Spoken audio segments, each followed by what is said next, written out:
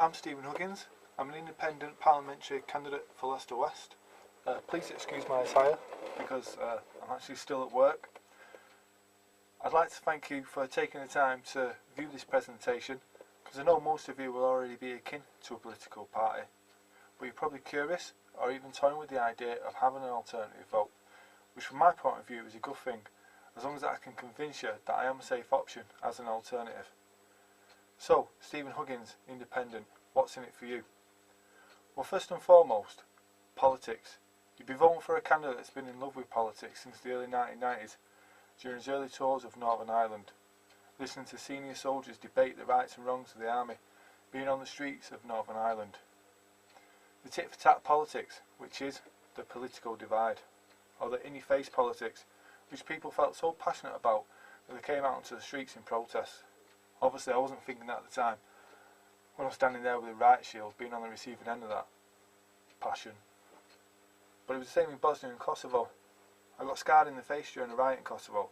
I got dragged off a vehicle and bricked in the face. But I don't blame the guy who done it, or the people of the town.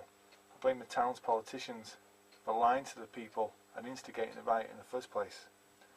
It was at that point that I realised just how powerful politics really is, and it shouldn't be abused, and its principles shouldn't be neglected. Which brings me on to my second point. If elected, I won't take a second job. I don't believe MPs should take second jobs, because how can they dedicate 100% of the time to the constituency when they're more concerned about corporate matters or consultancy fees?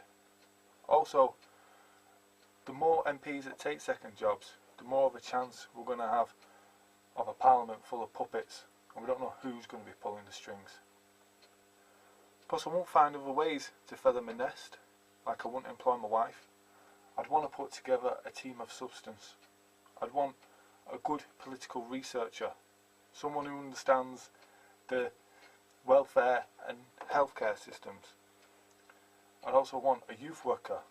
I'd want to put together a team that can best serve the constituency, because I'm not in this for the money, I'm not in it for the perks.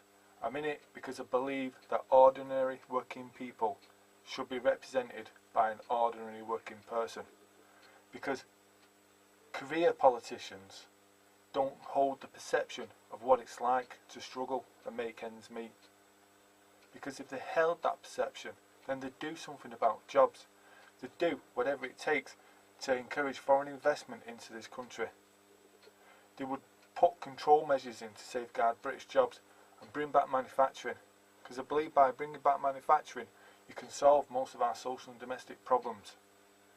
It gives youth prospects and a sense of purpose, but above all it'll bring prosperity, and that's what political parties have failed to deliver: prosperity.